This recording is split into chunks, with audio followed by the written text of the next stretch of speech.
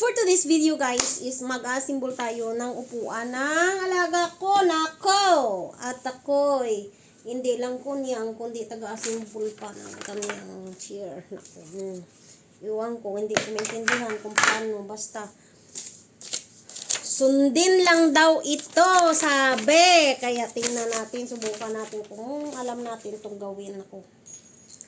So una, lagyan natin ito ng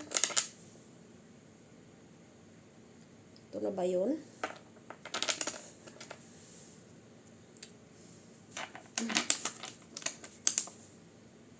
Kasi yan.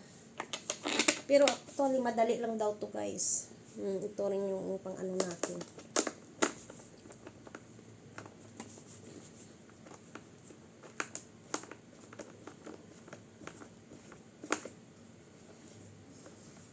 Kailangan hugton din natin guys kaya parang hindi kuan kay base pagpungko iya bala nagtili aplag iyang bangko ako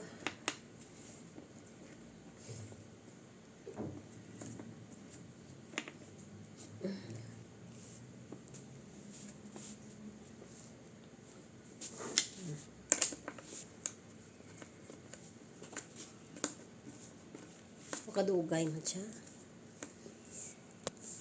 Pag ito na siya mga idol, na-fix na natin. So, gawin na naman natin ang iyang stand.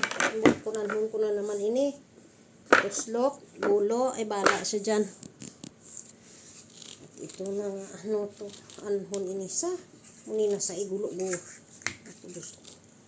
Ay, ambot na lang sinisila. Muni na.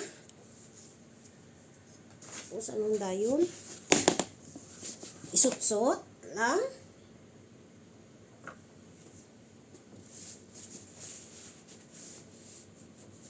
Siguro.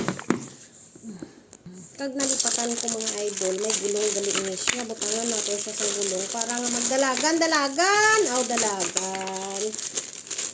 Para nga maghulag-hulag, maglibot-libot. Ano mo lang siya gali. Isulod. Iyo.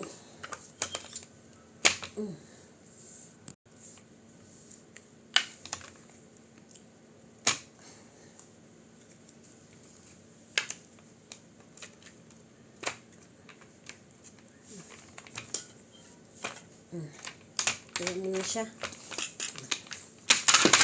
Pwede na siya ka dalagan. So, yun ipasulod siguro ini siya.